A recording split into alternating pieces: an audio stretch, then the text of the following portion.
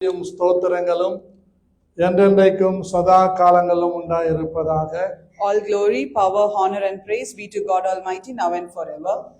அன்பான தேவனுடைய பிள்ளைகளே, உங்கள் யாவரையும் இயேசுவின் நாமத்திலே வணங்கி வாழ்த்தி வரவேற்கிறேன். My beloved children of God, I greet you all in the name of our Lord and Savior Jesus Christ. நாம் இந்த மாதம் தொடர்ந்து நாம் தேவனுடைய வார்த்தைகளை சிந்தித்து வருகிறோம்.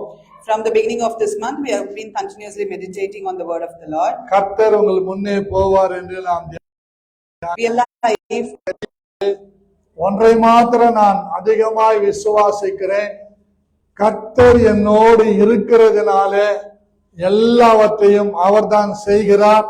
என் பலத்திலே என் பராக்கிரமத்திலே ஒன்றும் நடக்கவில்லை என்பதை மாத்திரம் நான் அறிந்திருக்கிறேன். I'm not sure how many of you have this belief, but I truly believe that it's not because of my might, it's not because of my strength, but it's only because of the Lord. ஒவ்வொரு நாளும் கர்த்தர் நமக்கு முன்பாக போகிறார் என்கிற ஒரு ஆணித்தரமான நம்பிக்கை உடையவர்களாய் இருப்பதுதான் கிறிஸ்தவம்.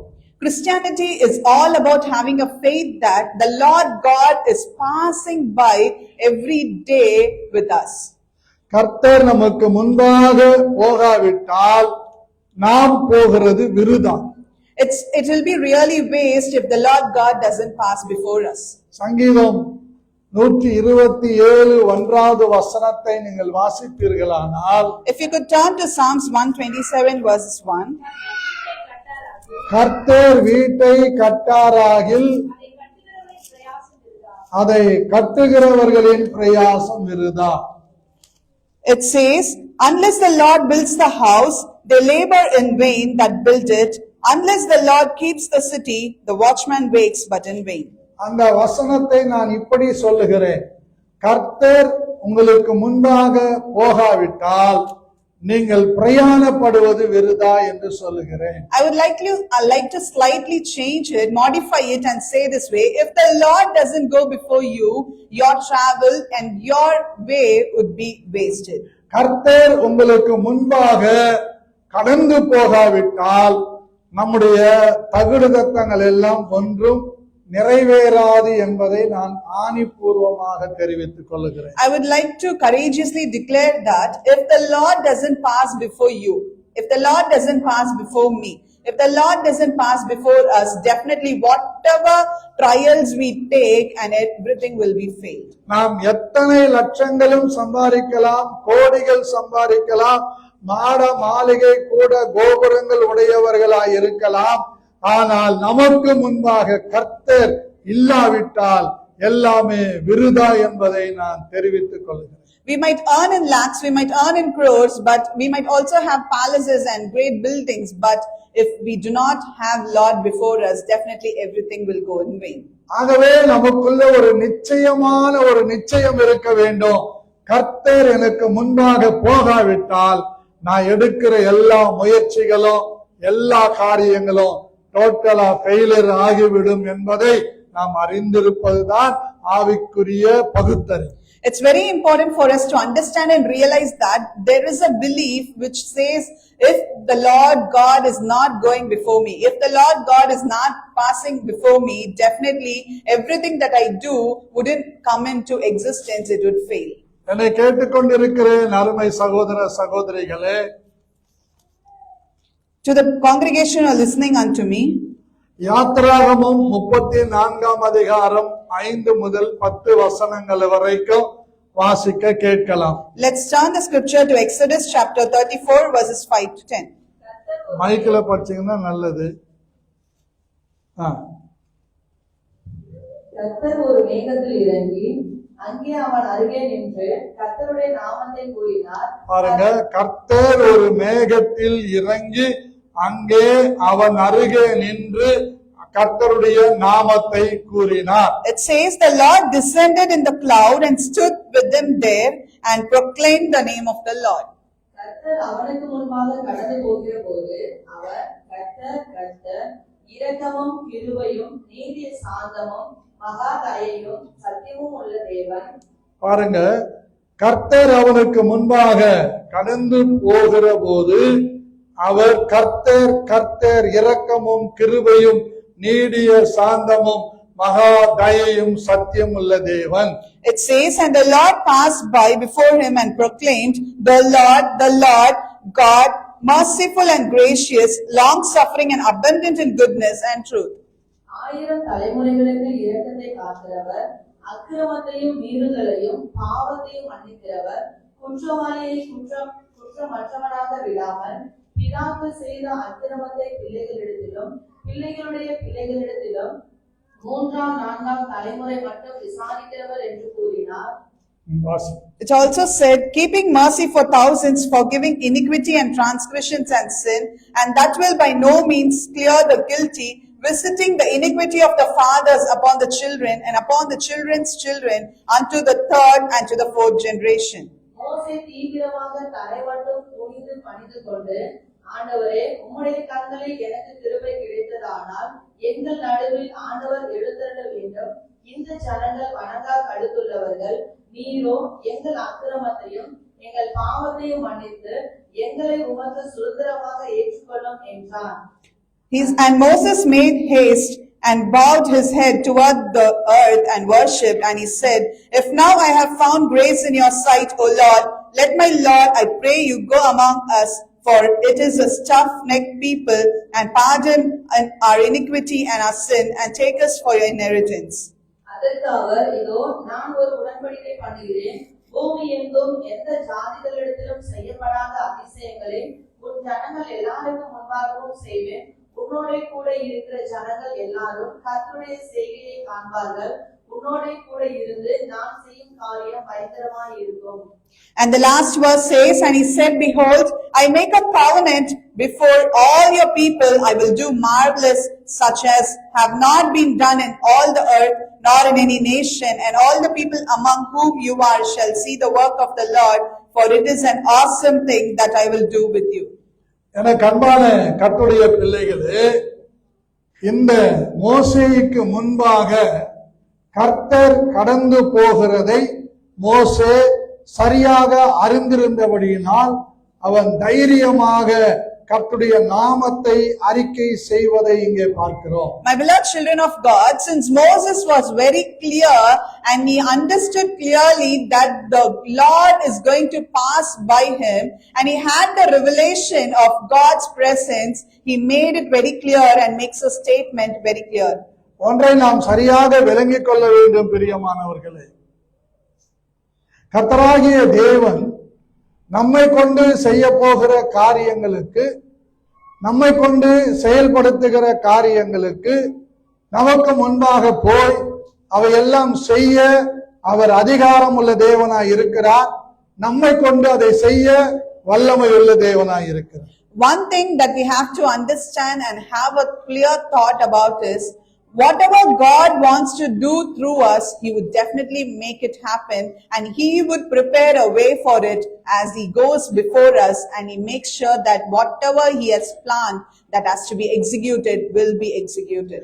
கர்த்தர் நமக்கு முன்பாக போகிறதற்கு ஒரு மகிமையான ஒரு பெட்ரோலாக தேவாதி தேவன் நமக்கு இருக்கிறார். To send God before us, to have God's presence before us, as we all know, when there is some important VIPs pass by, there would be a patrol going in front. Yeah. Likewise, the God's presence is going before us.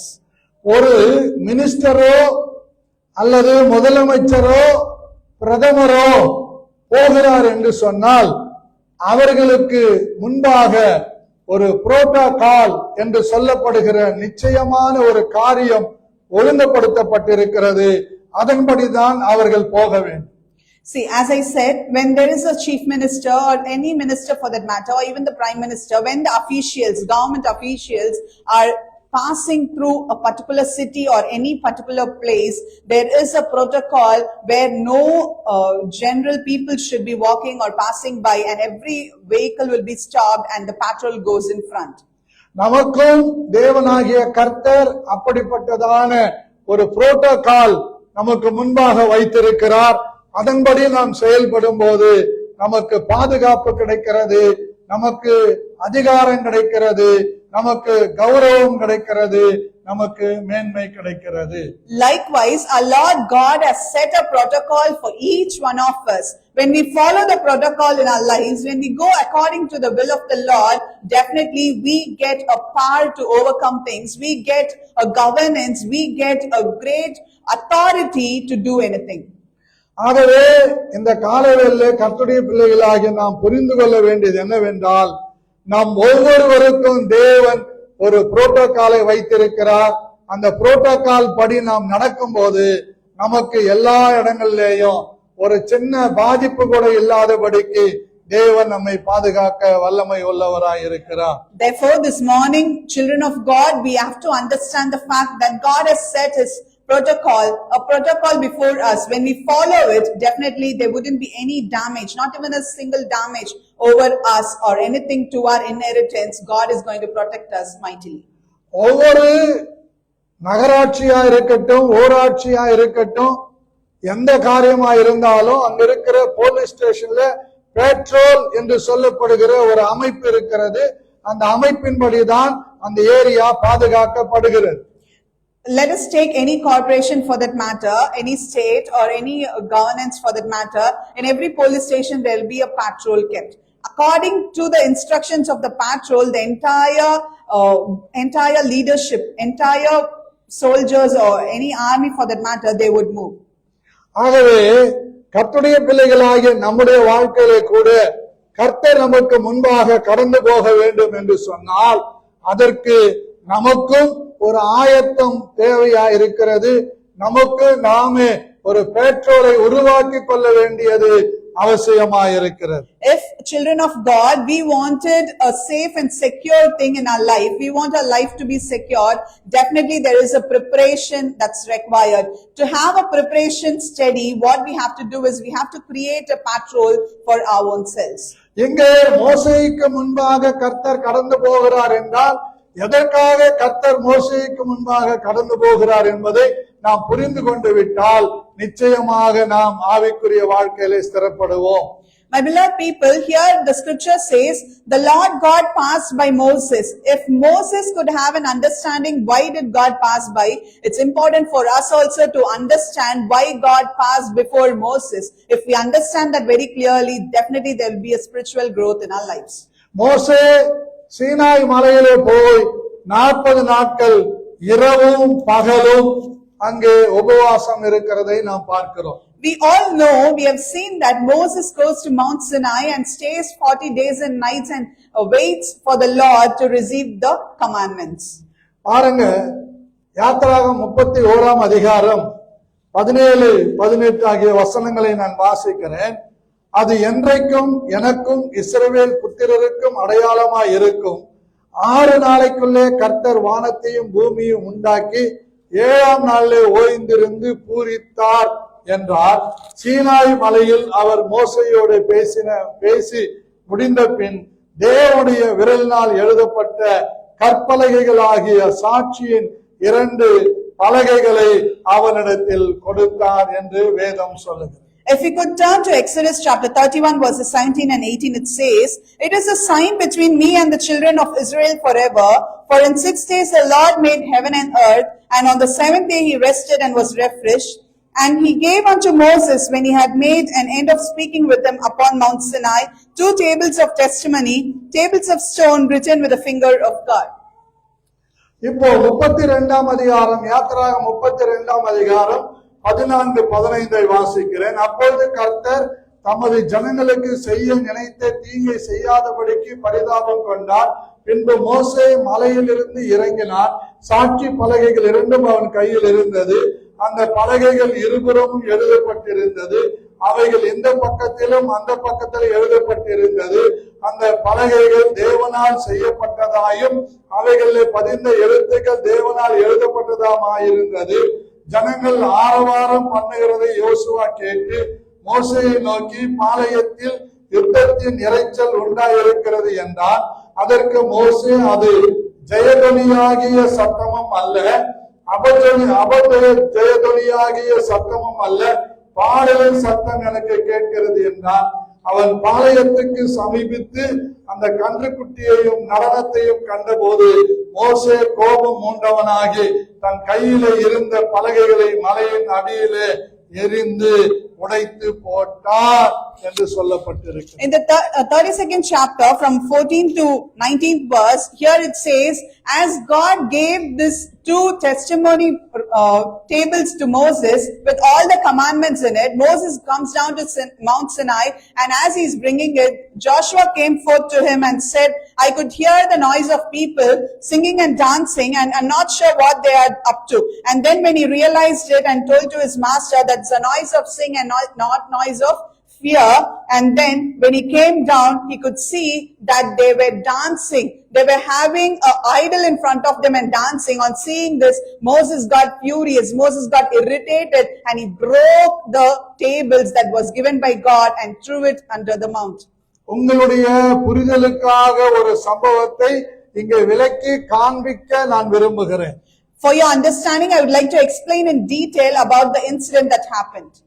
மோசே கோபம் உண்டவனாகி கர்த்தருடைய கைகளால் பிதாவினால் உருவாக்கப்பட்டு அவருடைய விரலினால் எழுதி கொடுக்கப்பட்ட அந்த பலகைகளை அங்கே நடந்த அந்த அக்கிரமத்தை அநியாயத்தை பார்த்து அதை உடைத்து போடுகிறதை நாம் பார்க்கிறோம். Here we could see, as Moses saw that there was a calf that's idol kept in front of them, and they're worshipping it, dancing and singing along with it.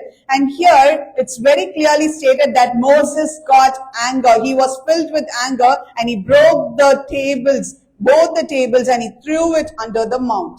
இந்த 2 பலகைகளையும் உடைக்கிறதற்கு எதற்கு அடையாளமாய் இருக்கிறது என்றால், இயேசு கிறிஸ்துவாகிய நியாயப்பிரமாண பலகைகளாகிய கர்த்தருடைய பெட்டியாகிய இந்த இயேசு கிறிஸ்து இந்த உலகத்திலே மனுக்குலத்தின் பாவத்திற்காக சிலுவையில அறையப்பட்டதற்கும் நெருக்கப்பட்டதற்கு அடையாளமாயிருக்கிறது.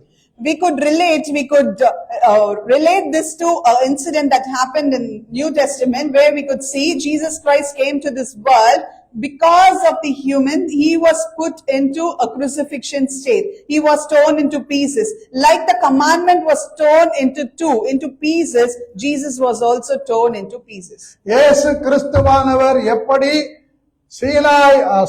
ஒலிவ மலையிலே கொல்கதா என்ற இடத்திலே நமக்காக அடிக்கப்பட்டு நொறுக்கப்பட்டாரோ, அது எதை காட்டுகிறது என்றால், மோசே தன் கைகளில் இருக்கிற பலகைகளை உடைத்து போட்டது போல இயேசுவும் நமக்காக நம்முடைய பாவங்களுக்காக நொறுக்கப்பட்டார், உடைக்கப்பட்டார். What does the suffering, what does the sacrifice of Jesus symbolize? Why Jesus had to sacrifice so much? Why Jesus had to be shattered? Why he had to be put into pieces? Why he had to strain so much? All this symbolizes the testimony tables that were broken under Mount Sinai. அதே போலவேதான் இப்பொழுது கர்த்தர் மறுபடியும் மோசேயுக்கு தரிசனம் கொடுத்து மோசேயோடு பேசுகிறார்.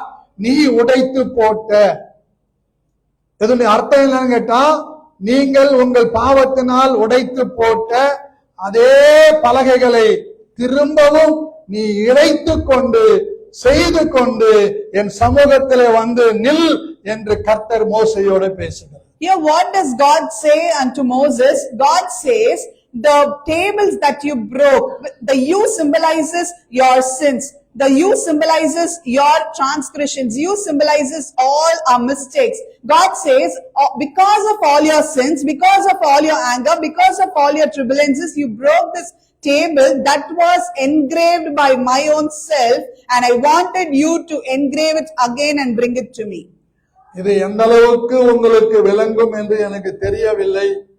விளக்கி காட்ட நான் பிரயாசப்படுகிறேன். விளங்கி கொண்டவர்களும் பாக்கியவான்கள், விளங்கி கொள்ளாதவர்களும் பாக்கியவான்கள். I am not sure how many of you could relate and understand and get this into you, but let me tell you very clearly, I am trying my best to explain it in detail.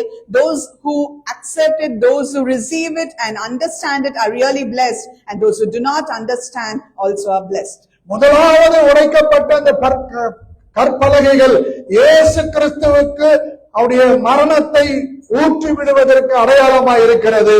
2வது முறை உருவாக்கப்படுகிற இந்த பலகைகள் கர்த்தருடைய ஆவியினாலே புதிய ஏற்பாட்டிலே சபைக்கு அடையாளமாய் இருக்கிறது. The first set of tables that were broken and shattered signifies and relates to the crucifixion and sufferings of Jesus Christ who went through on the cross. And the second set of tables that's going to be created by Moses resonates, symbolizes the church that's been developed through the Holy Spirit. கர்த்தர் மோசேயை நோக்கி, முந்தின கற்பலகைகளுக்கு ஒத்த 2 கற்பலை இணைத்துக்கொள், நீ உடைத்து போட்ட முந்தின பலகைகள் இருந்த வார்த்தைகளை அவைகளில் எழுதுவேன், விடியற் காலத்தில் ஆயத்தமாகி சீனாய் மலையில் ஏறி அங்கே மலையின் உச்சியிலே காலமே என் சமூகத்திலே வந்து நில் என்று கர்த்தர் சொல்லுகிறார். Here we could see in the 34th chapter, first verse, Lord said unto Moses, cut out 2 tables of stone like unto the first, and I will write upon these tables the words that were in the first tables which you broke, and be ready in the morning, and come up in the morning unto Mount Sinai, and present yourself there to me in the top of the mount. முதலாவது இயேசு கிறிஸ்து நமக்காக சிலுவையிலே அறையப்பட்டு நெருக்கப்பட்டு உடைக்கப்பட்டார். அவர் 3வது நாள் உயிரோடு எழுந்து ஒரு ஸ்தலத்தை பரலோகத்திலே ஆயத்தம் பண்ணி கொண்டிருக்கிறார். அவர் சீக்கிரமாய் வரப்போகிறார். அவருடைய சம்பத்தை சேர்க்க வரப்போகிறார் என்பது சத்தியம். My beloved people, as we relate this to Jesus Christ, we know Jesus was crucified on the cross with all the nails and thorns in his head and all the beatings, and his flesh was shattered. He shed all his blood just for our sins, and he was buried, and he was resurrected, and he went to be with the Lord, and he rose again and went to be with the Lord, and he seated at the right hand of the Father, and there he is pleading for each one of us, and he's going to come back very soon to earn all the treasures that is being saved by us. அழகாக அங்கு குறிப்பிடுகிறதை நாம் பார்க்கிறோம். முன்னே நீ உடைத்து போட்ட கற்பலகைகளுக்கு ஒத்த 2 பலகைகளை இணைத்து கொண்டு என் சமூகத்திலே கண்டமணிக்கு வந்து நில்லுன்னு சொல்லல, அதிகாலையிலே வந்து நில் என்று சொல்லுகிறார். Here it's very clearly said, the Lord says unto Moses, bring the 2 stones like the same what I had given to you earlier, and come to my presence. He did not say you can come anytime. He says in the early morning, come to my presence. இந்த பலகைகள் எதற்கு அடையாளமாய் இருக்கிறது என்றால், புதிய ஏற்பாட்டு காலத்திலே கர்த்தரால் உருவாக்கப்பட்ட இயேசு கிறிஸ்துவின் இரத்தத்தினால் மீட்கப்பட்ட சபைக்கு அடையாளமாய் இருக்கிறது. These new tables of testimonies symbolizes the church that was created, that was generated by the blood of Jesus Christ. இந்த இயேசு கிறிஸ்துவின் இரத்தத்தினாலே மீட்கப்பட்ட சபையை அவர் இணைத்துக் கொண்டிருக்கிறார், ஆயத்தப்படுத்திக் கொண்டிருக்கிறார். அதை சீக்கிரமாக சேர்க்க, அதை எடுத்துக்கொள்ள இயேசு சீக்கிரம் வரப்போகிறார்.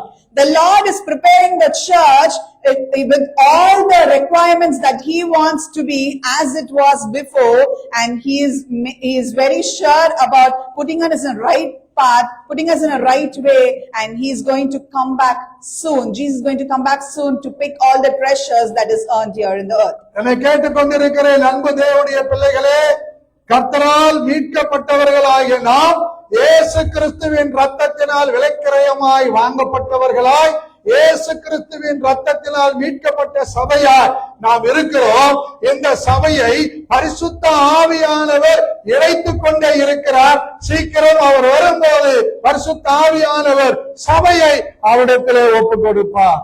My beloved people, the subject is very complicated. Let me tell you very clearly, we have been redeemed by the blood of Jesus Christ. We have been saved by the word of the Lord, and this church and this people in the church are saved by the Lord, and every day the Holy Spirit is creating us. He is turning us into a new thing and sharpening threshold thing, as we all know, and the Lord God is ready to come. When he comes, we have to be handed over in the hands of the Lord as bride, as the church considered to be the bride. ஆகவே மனவாட்டி சபையாகிய கர்த்தருடைய நாமத்தின் மகிமைக்காக மீட்கப்பட்டவர்களாய் ஆனந்த களிப்புடன் பாடி சீயோனிலே சேரப்போகிற நீங்களும் நானும் எப்பவும் ஆயத்தமாய் இருக்க வேண்டும். அந்த ஆயத்தத்தை தேவன் நம்மிடத்திலே எதிர்பார்க்கிறார். Therefore, as a church, as we are called as a bride, because for Jesus, the church is a bride, and we are expected to be with a great preparation on a day-to-day basis, spiritually and also worldly, where you have to be very sure that we are waiting to face the Lord and He's coming soon to pick us. இன்றைக்கு ஒரு பிரயாணப்பட வேண்டும் என்றால் ஆயத்தப்படுவதற்கு நேரத்தை எடுத்துக் கொள்ளுகிறோம். அல்லது எதையாகிலும் செய்ய வேண்டும் என்றால் அதை ஆயத்தப்படுத்துவதற்கு நேரத்தை எடுத்துக் கொள்ளுகிறோம். ஆனால் கர்த்தருடைய சமூகத்திலே கர்த்தரை தேடுகிறதற்கு ஆயத்தம் இல்லாதவர்களாக, ஒழுங்கில்லாதவர்களாக, கிரமம் இல்லாதவர்களாக நாம் ஏனோ தானோ என்று அவருடைய சபைக்குள் வருவதை தேவன் விரும்பவில்லை. ஆயத்தத்தோடு நாம் அதிகாலையிலே எழுந்திருக்க வேண்டும் என்று விரும்புகிறார். My beloved people, if we are going to travel somewhere, we definitely need a preparation time. If we are going to cook something, if we are going to do something at home, we definitely need a time for preparation. For everything in the world, we give time to prepare something, but we don't really give time to prepare ourselves to face the Lord. We do not sit in the presence of the Lord. We do not spend time to read the scriptures and prepare our spirit for the Lord. When we are doing this, definitely this wouldn't please God, because this is considered to be really indiscipline and disobedient factor in the presence of the Lord. ரட்சிக்கப்படாத தேவனுடைய ஜனங்கள், உலகத்தாராகிய உலக பிரகாரமாய் வாழுகிற ஜனங்கள் என்ன செய்கிறார்கள் என்றால் 4 நட்சத்திரங்களை முன்குறித்து, ராகு காலம், யமகண்டம் என்ற காரியங்களை முன்குறித்து அவர்கள் அவைகளை பார்த்து கடந்து போவார்கள். ஆனால் நாமோ நம்முடைய தேவனாகிய கர்த்தர் நமக்கு முன்பாக கடந்து போவார். ஆகவே அவர் நமக்கு முன்பாக கடந்து போக வேண்டுமானால் நமக்கு ஒரு வெளியேற பெற்ற ஆயத்தம் தேவையாயிருக்கிறது. கனத்துக்குரிய ஆயத்தம் தேவையாயிருக்கிறது. The people in the world, the people in the other religion would follow horoscope. They would see good time, bad time. If it is good time to leave the house, they would see all that and more. But for us, God has not given any of these kind of instructions. But one thing God has given us as an assurance is His presence will go before us. Since we know that His presence will go before us, it's very important for us to get into a preparation to have His presence before us. When we get into a preparation, when we prepare ourselves, when we prepare our mind, when we prepare our spirit to go in to let His presence go before us, definitely that is considered to be a blessed. எனக்கு பிரியமான கர்த்தருடைய பிள்ளைகளே, நான் சொன்ன காரியங்கள் ஏதோ குழம்புற மாதிரி இருக்குதுன்னு எனக்கு தோணுது. ஆனா குழம்புறது இல்ல. இயேசு கிறிஸ்து நமக்காக மரித்தார், அடக்கம் பண்ணப்பட்டார், உயிரோடு எழுந்தார், ஒரு ஸ்தலத்தை ஆயத்தம் பண்ணி கொண்டிருக்கிறார், சீக்கிரம் வரப்போகிறார். அந்த ஆயத்தத்தில சபையை கொண்டு போய் சேர்க்க வேண்டுமானால் சபைக்கு ஒரு ஆயத்தம் தேவை. சபையில இருக்கிற ஒவ்வொரு உறுப்பினர்களுக்கு ஒரு ஆயத்தம் தேவை. அதுதான் தேவன் இன்றைக்கு நம்மிடத்தில் எதிர்பார்க்கிறார். I could realize that there is some kind of a confusion because of this subject. Let me tell you very clearly, let's leave everything aside. The preparation is something really matters. If you want to face the Lord during the time of rapture or during the time of His coming, definitely we have to be prepared. To have ourselves prepared, we have to be, as a church, the preparation is very important. As an individual, the preparation is very important. Our spirit, our mind, our soul has to be ready to face the Lord at any point of time, because His coming is not told. It's going to be really untold. இன்றைக்கு நாம் புரிந்து கொள்ள வேண்டிய காரியங்கள் என்னவென்றால், நாம் ஆயத்தம் இல்லாமல் தேவனை தரிசிக்க முடியாது. பரிசுத்தம் இல்லாமல் ஒருவரையும் கர்த்தரை தரிசிக்க முடியாது. நம்முடைய ஆவிக்குரிய ஜீவியத்திலே நம்மை ஆயத்தப்படுத்தக்கூடிய ஒரு பட்டறையாக, ஒரு இடமாக கர்த்தர் தம்முடைய சபையை வைத்திருக்கிறார். To make it very simple, let me tell you, without a preparation, nobody can face God. Nobody can seek God. Without a holiness, nobody can sit in the presence of the Lord. To receive that holiness, to receive that preparation, to make ourselves equipped, make ourselves with a great, stay under a great preparation, God has formed the church, and the church leaves you a space for preparation. So dwell in the church and prepare yourself to face the Lord. இதுதான் மோசே கற்பலகைகளை இடைத்துக் கொண்டு காலையிலே ஆயத்தமாகி அவர் சமூகத்திலே வந்து நில் என்று கர்த்தர் சொன்ன வார்த்தையை கேட்டு அவன் ஆயத்தப்படுகிற போதுதான் அவன் சொல்லுகிறான், கர்த்தர் இரக்கமும் உருக்கமும் நீடிய சாந்தமும் பொறுமையுள்ள தேவன் என்று கர்த்தரை புகழ்கிறான்.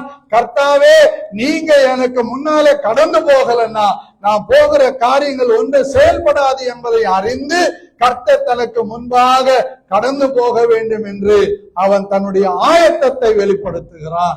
So here when God said Moses to come in the morning to Mount Sinai with the 2 tables as he had already created, here what happens? Here Moses prepares himself. He cuts 2 tables. He prepares everything. He is getting ready to go to the Lord. And early morning, he refreshes himself. And that's when he says, you are the gracious Lord. You are a God of long suffering. You are merciful. You are abundant in goodness. He tells all this and praises the Lord and says, if your presence doesn't go before me, if you do not pass before me, I wouldn't be able to do anything that you would want me to do. எத்தனை பேர் எனக்கு முன்னாலே கர்த்தர் தினமும் கடந்து போக வேண்டும் என்று விரும்புகிறீர்கள்? How many of you want the Lord's presence to go before you every day? அப்படியானால் அத்தனை பேருக்கும் ஆயத்தம் அவசியமாயிருக்கிறது. If yes, all of you need a preparation. அவர் எப்பொழுதும் நமக்கு முன்பாக கடந்து போக ஆயத்தமாயிருக்கிறார். அவர் நமக்கு முன்பாக கடந்து போவதற்கு நாம் ஆயத்தமாயிருக்கிறோம். He is always prepared to go before us, but we have to analyze whether we are ready. We are prepared to have him before us. நாம் எப்படியெல்லாம் எதையெல்லாம் ஆயத்தமாக வேண்டும் என்பதை இன்றைக்கு நான் சுட்டி காண்பிக்க விரும்புகிறேன். I'm going to highlight few points how and through what we can prepare ourselves. முதலாவதாக சங்கீதம் 5:3 வாசிக்கலாம். Firstly, let's turn to Psalm 5 verse 3. கர்த்தாவே, காலையிலே என் சத்தத்தை கேட்டருளுவீர். கர்த்தாவே, காலையிலே என் சத்தத்தை கேட்டருளுவீர். காலையிலே உமக்கு நேரே வந்து ஆயத்தமாகி காலையிலே உமக்கு நேரே ஆயத்தமாகி வந்து காத்திருப்பேன். It says, my voice shall you hear in the morning, O Lord. In the morning will I direct my prayer unto you and will look up. இப்போ 1வது 2வது வசனத்தை வாசிக்க கேட்கலாம். கர்த்தாவே, என் வார்த்தைகளுக்கு செவிகொடும். கர்த்தாவே, என் வார்த்தைகளுக்கு செவிகொடும். என் தியானத்தை கவனியும். என் தியானத்தை கவனியும். நான் உம்மிடத்தில் விண்ணப்பம் பண்ணுவேன். நான் உன்னிடத்தில் விண்ணப்பம் பண்ணுவேன். என் ராஜாவே, என் தேவனே, என் வேண்டுதலின் சத்தத்தை கேட்டருளும். கர்த்தாவே, காலையிலே என் சத்தத்தை கேட்டருளுவீர். காலையிலே உமக்கு நேரே வந்து ஆயத்தமாகி காத்திருப்பேன். The first and second verse of the same chapter says, give ear to my words, O Lord, consider my meditation, hearken unto the voice of my cry, my King and my God, for unto you will I pray. My voice shall you hear in the morning, O Lord. In the morning will I direct my prayer unto you and will look up. அதை எப்படி நான் வாசிக்கிறேன் பாருங்கள். கர்த்தாவே, காலையிலே உமக்கு நேரே வந்து ஆயத்தமாகி காத்திருப்பேன். கர்த்தாவே, என் வார்த்தைகளுக்கு செவிகொடும். என் தியானத்தை கவனியும். கர்த்தாவே, காலையிலே என் சத்தத்தை கேட்டருளுவீர். காலையிலே உமக்கு நேரே நான் உம்மிடத்தில் விண்ணப்பம் பண்ணுவேன்.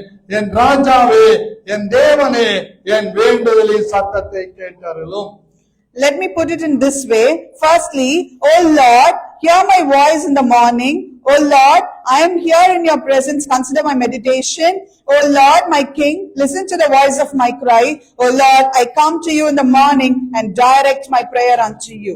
பக்கத்துல பார்த்து சொல்லுங்க, உங்க அங்கலாய்ப்பை தேவன் கேட்க வேண்டுமானால், if you want God to listen to your transgressions, உங்களுடைய விண்ணப்பங்களை கேட்க வேண்டுமானால், if you want God to listen to your supplications, உங்கள் காரியங்கள் எல்லாம் கைகூடி வர வேண்டுமானால், if you want all your matters to come to pass, நீங்கள் சுபிட்சமாக இருக்க வேண்டுமானால், if you want to be blessed, சந்தோஷமாய் இருக்க வேண்டுமானால், if you want to be happy, சமாதானமாய் இருக்க வேண்டுமானால், if you want to be at peace, உங்களுடைய வருமானங்களிலே ஒரு ஆசீர்வாதம் தங்கியிருக்க வேண்டுமானால், if you want a blessing in your salaries, காலையிலே ஆயத்தமாகி get prepared in the morning. கர்த்தருக்கு முன்பாக போய் நில்லுங்கள். go in front of the Lord. உங்கள் விண்ணப்பங்களை எல்லாம் கேட்டு He will listen to all your supplications. அனுகூலமான கதவுகளை திறப்பார். He will open the possible தடைகள் doors. எல்லாம் உடைப்பார். He shall break all the barriers. கர்த்தர் உங்களுக்கு முன்னே கடந்து போவார். The Lord shall go before you. கைகளை தட்டி கர்த்தரை ஸ்தோத்திரமாக.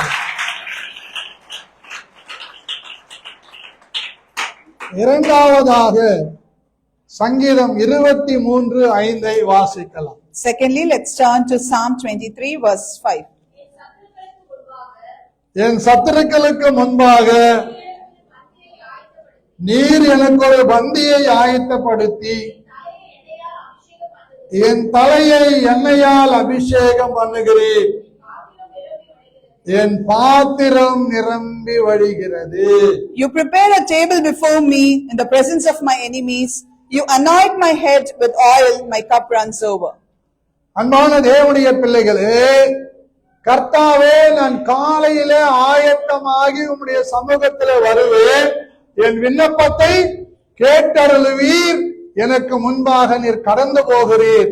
ஆகவே இந்த காலை ஆயத்தத்தை அங்கீகரித்து என் விண்ணப்பத்தை கேட்ட தேவனே, எனக்கு ஒரு பந்தியை நீர் ஆயத்தப்படுத்தி இருக்கிறீர் என் சத்துருக்களுக்கு முன்பாக. How do this prayer connect with God? When Moses says, my Lord, I will be prepared in the morning and come before you. Consider my supplications. I want you to go before me. And when I am prepared to let you go before me, you shall prepare a table in front of my enemies and you shall anoint my head with oil. நமக்கு தேவன் ஒரு பந்தியை ஆயத்தப்படுத்தி இருக்கிறார். எப்பவும் ஆயத்தப்படுத்தி இருக்கிறார். அதை நாம் அடைய வேண்டுமானால் கர்த்தர் நமக்கு முன்பாக கடந்து போக வேண்டும். கர்த்தர் நமக்கு முன்பாக கடந்து போக வேண்டுமானால் நாம் அதிகாலையிலே ஆயத்தத்தோடு அவருடைய சமூகத்திலே போய் நிற்கும் போது, ஜெபிக்கும் போது, வேத வசனங்களை சொல்லி நாம் கேட்கும் போது கர்த்தர் நமக்கு ஒரு பெரிய ஆசீர்வாதத்தை திறக்கிறவராய் இருக்கிறார். There is a table that's always prepared for us. To reserve the table, to attain the table, definitely we need a preparation. To have that preparation, we have to go in the presence of the Lord early in the morning and listen to His words, read the scripture, sit in His presence for prayer, and that's when we would get into a preparation. When we get into a preparation, we allow Lord go before us. When that happens, the prepared table that's kept for us shall be inactivated and we shall be blessed. கர்த்தர் பந்தியை நமக்கு ஆயத்தப்படுத்தி இருக்கிறார். ஏன் அவர் ஆயத்தப்படுத்தி இருக்கிறார்? நாம் கர்த்தரை நம்முடைய மேய்ப்பனாக கொண்டிருப்பதினால்.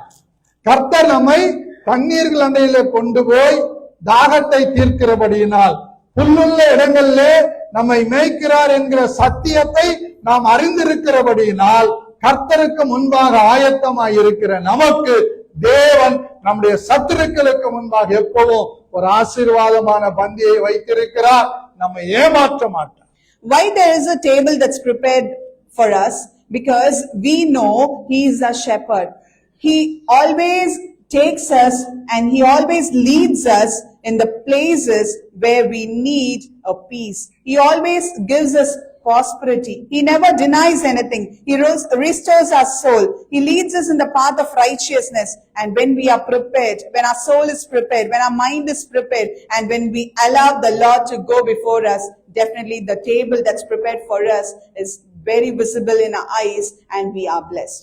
ஆகவே நமக்கு எப்போ அவருடைய பாஸ்பரிட்டி, அவருடைய செழிப்பு, கர்த்தரை நம்புகிறவனோ செழிப்பான். அந்த செழிப்பு ரெடியா இருக்குது. நம்ம அதை பெற்றுக்கொள்ள ஆயத்தமா இருக்கணும். அது ஆயத்தமா இருக்கணும். கர்த்தர் நமக்கு மேய்ப்பராய் இருக்கணும்.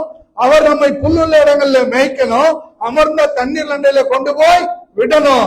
நாம் மரணத்திற்கோ எந்த சாபத்திற்கோ பயப்படாமல் கர்த்தரை சார்ந்திருக்கும் போது நமக்கு ஆயத்தம் பண்ணி இருக்கிற அந்த பந்தியை நாம் சுதந்திரித்துக் கொள்ளவோ, நம்முடைய தலையை எண்ணெயினால் அபிஷேகம் பண்ணவோ தேவன் வல்லமை உள்ளவராய் இருக்கிறார். The one who believes in the Lord shall always prosper.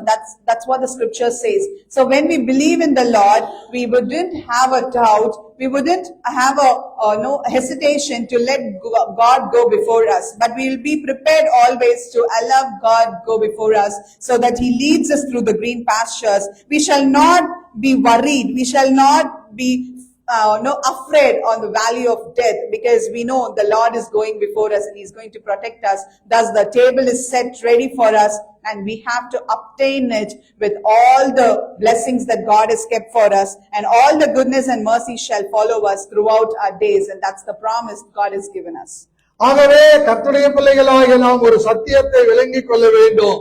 நம்ம இருதயம் கர்த்தருடைய காரியங்களிலே எப்பவும் ஆயத்தமாயிருக்க வேண்டும். Therefore, my children of God, one truth, one promise word that we have to remember always, that our heart should be prepared to allow God to go before us in all that matters to the Lord. Our heart needs a preparation. சங்கீதக்காரன் தன்னுடைய 57ஆம் சங்கீதத்திலே 7வது வசனத்திலே இப்படி சொல்லுகிறார், என் இருதயம் ஆயத்தமாயிருக்கிறது, தேவனே என் இருதயம் ஆயத்தமாயிருக்கிறது, நான் பாடி கீர்த்தனம் பண்ணுவேன். Psalmist says in Psalm 57 verses 7, my heart is fixed, O God, my heart is fixed, I will sing and give praise.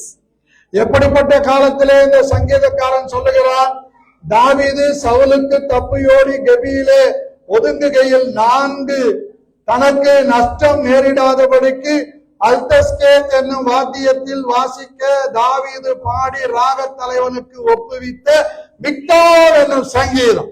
My beloved people, in what scenario is the psalmist saying these words that his mind is fixed for the Lord? He says in the situation where he has no one to protect him, he's going and hiding himself in a den, and that's where he sings this psalm.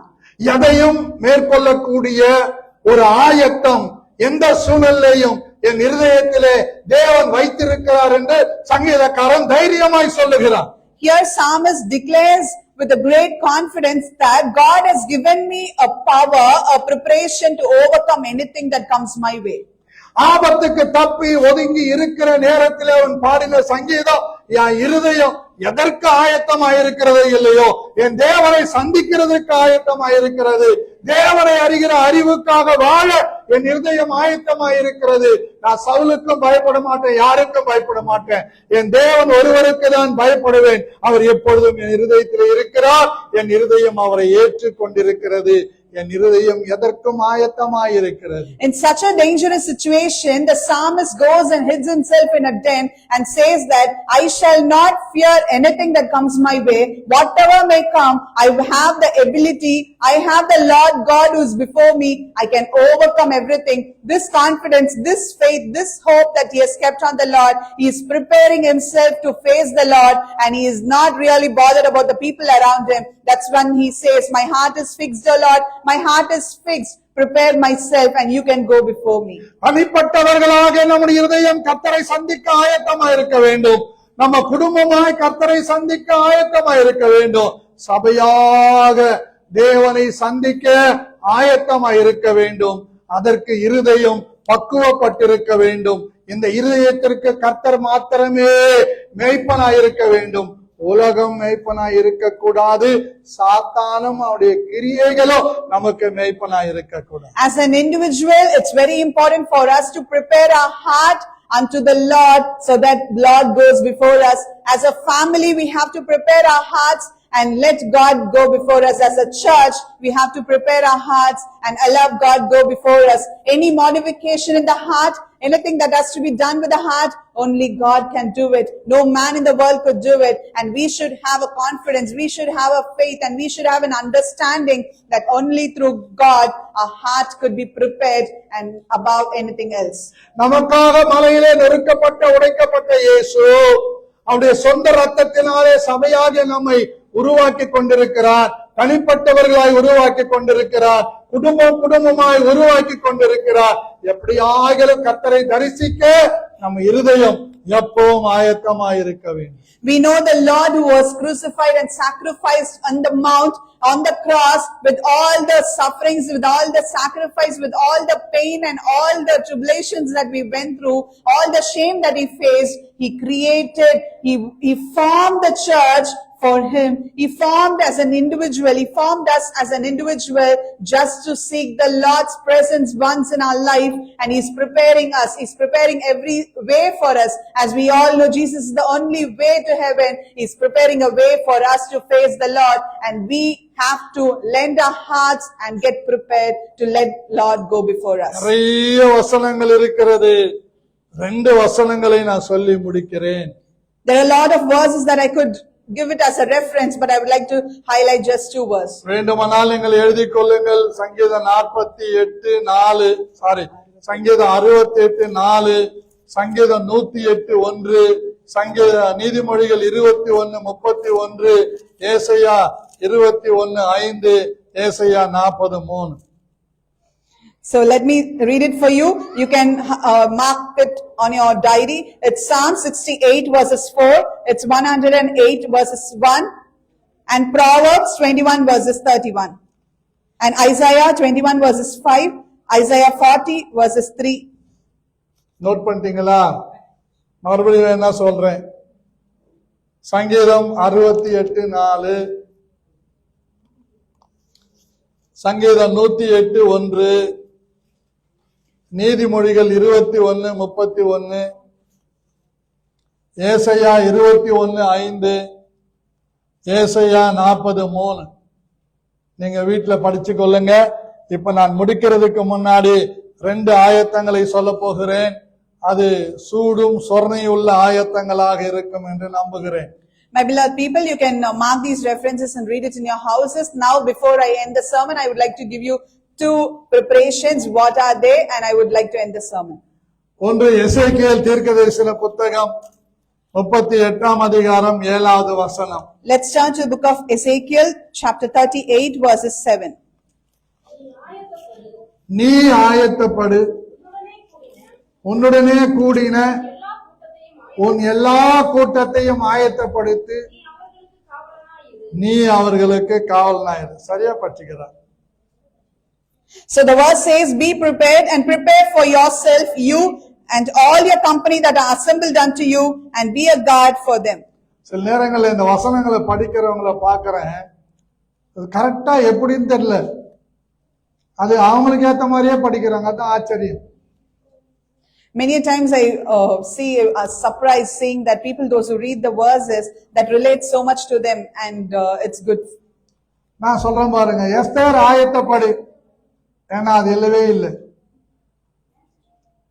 உன்னுடனே கூட உன் எல்லா கூட்டத்தையும் ஆயத்தப்படுத்து, ஊருக்கு அனுப்ப ஆயத்தப்படுத்து, நீ அவர்களுக்கு காவலாளாயிரு.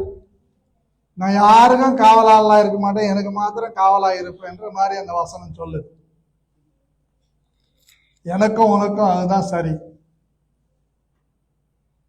Hello, எல்லாம் இருக்கிறீங்களா? நீ ஆயத்தப்படு. The verse says, be prepared. நீ ஆயத்தப்படு. Prepare yourself. தனி ஜபத்தில் ஆயத்தப்படு. Prepare yourself in your private prayers. வேதவாசத்துல ஆயத்தப்படு. By reading the scripture, prepare yourself. கர்த்தருக்கு அடுத்த எல்லா காரியத்திலும் நீ ஆயத்தப்படு. Prepare yourself by being with the Lord in all that matters to Lord. நீ லேசினஸா இருக்காத. Do not be lazy. நீ அசட்டையா இருக்காத. Do not be ignorant. நீ அலட்சியமா இருக்காத. Do not be with a great ஏனோ ignorance. தானோ இருக்காத. Do not be careless. நீ ஆயத்தப்படு. Prepare yourself. ஒரு வேலைக்கு போறவங்க ஆயத்தப்படுறீங்களா இல்லையா? Are you not getting prepared as you go to work? எங்கேயாவது விருந்து வீட்டுக்கு போறவங்க ஆயத்தப்படுறீங்களா இல்லையா? As you go to a function place, are you not getting prepared? மரண வீட்டுக்கு போறவங்க ஆயத்தப்படுறோமா இல்லையா? And if you go to a death place, are you not getting prepared? எங்கேயாவது தூர பிரயாணம் போறவங்க ஆயத்தப்படுறோமா இல்லையா? If you're traveling a long way, are you not getting prepared for yourself? நமக்கு பிரயாணம் சமீபமாய் இருக்கிறது. Our travel is very near. இயேசு சீக்கிரம் வரப்போகிறார். Jesus is coming soon. கஸ்பர், இயேசு சீக்கிரம் வரப்போகிறார். தூங்கிட்டார் அவர். இயேசு சீக்கிரம் வரப்போகிறார். Jesus is coming very soon. நீ ஆயத்தப்படு. Prepare yourself. நீ ஆயத்தப்படு. Prepare yourself. பக்கத்துல பார்த்து சொல்லுங்க, Hold on to your neighbors and நீ say, ஆயத்தப்படு. prepare yourself. உன்னுடனே கூட Along with you, எல்லா கூட்டத்தையும் ஆயத்தப்படுத்து. prepare all people. நீ அவர்களுக்கு காவலாளனாயிரு. You can be a guard to them. இன்னைக்கு நிறைய பேர்கிட்ட செல்பிஸ் தான் இருக்கு. These days, சுய many are நலம் தான் very நிறைய பேர்கிட்ட இருக்கு. நான் சாப்பிட்டா போதும். வீட்டுல இருக்கிறவங்க பத்தியெல்லாம் யோசிக்க மாட்டாங்க. ஒரு சில ஆண்டுகளுக்கு முன்னால யோசித்தாங்க, ஐயோ நான் நல்ல சாப்பாடு சாப்பிட்றேன், என் மனைவி சாப்பிட்றாலோ இல்லையோ, என் பிள்ளைங்க சாப்பிட்றாலோ நினைக்கிற காலம் அந்த காலம் இருந்து. ஆனா இந்த காலம் எப்படி ஆயிடுச்சுன்னா, பரவாயில்ல நான் நல்ல சாப்பாடு சாப்பிடுறேன், வீட்டுக்கு போய் ஜொமோட்டோவில போட்டு கொடுத்துடுறேன் அப்படின்னு சொல்ற நயவஞ்சகர்கள் நிறைய பேர் இருக்கிறாங்க. These days, the world has become very selfish. Earlier days, any husband for that matter, any wife, they would see if my family had the right food, I'm eating a good sumptuous food, if my children had the right food. But these days, it's totally upside down. Now they'll have sumptuous food for themselves, and they would think after getting back to home, we can order from Zomato and give it to them. அந்த ஆயத்தங்களை எல்லாம் சாப்பாட்டோட வச்சுக்கோங்க, உடுப்போட வச்சுக்கோங்க, ஏதாவது நகம் பணம் எதனா வச்சுக்கணும் அதோட வச்சுக்கோங்க. ஆனா எந்த ஆயத்தம் அப்படி இல்ல. இயேசு சீக்கிரம் வர போறாரு, ரெடி ஆயிரு, மணவாளன் வருவாரு, எக்கால சத்தம் கேட்கும், நீ பறந்து போகணும், உன் குடும்பமும் பறந்து போகணும், கர்த்தருடைய சபையும் அவரை சந்திக்கணும். My beloved people, all that worldly preparations could be for food, for dressing, for clothing, or for any money matters or any savings that could be separate. That's up to you to decide. But let me tell you, the preparation that I'm talking about is completely different. It's entirely different from what you think. This preparation is to meet the Lord when the shofar is blown. When the shofar is blown, we have to flew along with him. We have to take our people along with him, and the church also have to face him. ஒரு தரமான காரியத்திலே நாம் எல்லாரும் வந்து நிக்கணும். பாத்துக்கங்க, அந்த தரமான காரியம் என்ன தெரியுமா? I am ready, my family ready, we meet Jesus. One prominent thing and one very strong thing that we have to, very protectful thing that we have to be assured about is that I am prepared to face God, and my family is also prepared to face God. We are ready to face him anytime. ரெடியா? Are we all ready? ரெடியா? மரணம் எப்படியும் வரும். Death might occur at any accident circumstances. மூலமா வரும். It could be by accident. எங்கேயாவது ஒரு ஆபீஸ்ல வேலை செய்யும் போது தீப்பற்றி பைலர் வெடிச்சு மரணம் எப்படி வந்தாலும் இயேசுவை சந்திக்க சபையே நீ ஆயத்தமா? However the death occurs, it could be a fire accident, it could be an accident, or it could be a natural death, whatever it is. But the church, are you all ready to meet Christ? நீ தனிப்பட்ட விதத்திலே ரட்சிக்கப்பட்டு வந்திருக்கிறாயோ, குடும்பமாய் வந்திருக்கிறாயோ, சபையாய் கூடியிருக்கிறாயோ, எந்த விதத்திலும் இயேசு கிறிஸ்துவை சந்திக்க ஆயத்தமாக வேண்டும். நீ ஆயத்தப்படு. உன்னுடனே கூட உன் எல்லா கூட்டத்தையும் ஆயத்தப்படுத்து. நீ எல்லாருக்கும் காவலாளனாயிரு. You could be redeemed or attain salvation as an individual. You could have attained salvation along with your family. You could be delivered along with your family, and you could be in this church. Whatever it is, the scripture says, get prepared, be prepared, and prepare your family, prepare your people along with you, and be ready. Wait for the Lord to come and be ready to meet him. சிலர் இருக்கிறாங்க, என் புருஷன் எக்கேடாவது கெட்டு போட்டோம். சிலர் இருக்கிறாங்க, என் மனைவி எக்கேடாவது கெட்டு போட்டோம். சிலர் இருக்கிறாங்க, எங்க பிள்ளைங்க நான் ஒன்னும் பார்த்துக்க வேண்டியதில்ல, என் பொண்டாட்டியே பார்த்துக்குவான்னு கெடுக்கிறவங்களும் இருக்கிறாங்க. இன்றைக்கு கர்த்தர் நம்மை எச்சரிக்கிறார். நீ ஆயத்தப்படு, உன் மனைவியை ஆயத்தப்படுத்து, உன் பிள்ளைகளை ஆயத்தப்படுத்து, குடும்பமா ஆயத்தமாயிரு. பார்க்கிற எல்லாரையும் ஆயத்தப்படுத்துகிற திறப்பில நிற்கிற காவலாளனாயிரு. கர்த்தர் உன்னை எதிர்பார்க்கிறார். My beloved people, many might think this way, let my wife do whatever they want to do, let her do whatever they want, let her go anyway, something like that. Not even bothered about what they are. Likewise, the wives and the husband and the children, not taking a responsibility onto us. Let me tell you very clearly, God is speaking to the church today. be responsible, be prepared, prepare your family along with you, prepare all your people along with you, and get ready to meet the Lord. Stand in the presence of the Lord like a soldier to protect, to guard your people and take them unto heaven. கிறிஸ்தவ வாழ்க்கை என்பது வெந்ததை தின்னுட்டு விதி வந்தா சாவோம் என்பது கிறிஸ்தவ வாழ்க்கை அல்ல. வெந்தது கிடைச்சாலும் கிடைக்காவிட்டாலும் நான் கிறிஸ்துவை தரிசிக்க என்னை ஆயத்தப்படுத்துகிறேன், என் குடும்பத்தை ஆயத்தப்படுத்துகிறேன், என் பிள்ளைகளை ஆயத்தப்படுத்துகிறேன், என் கிராமத்தை ஆயத்தப்படுத்துகிறேன், என் பட்டணத்தை ஆயத்தப்படுத்துகிறேன். என் சபையில் இருக்கிற ஒவ்வொருவருக்கும் நான் திறப்பில் நிற்கிற காவலாளனாய் இருக்கிறேன் என்று சொல்லுகிற கர்த்தருடைய பிள்ளைகளை வேதம் வரவேற்கிறது.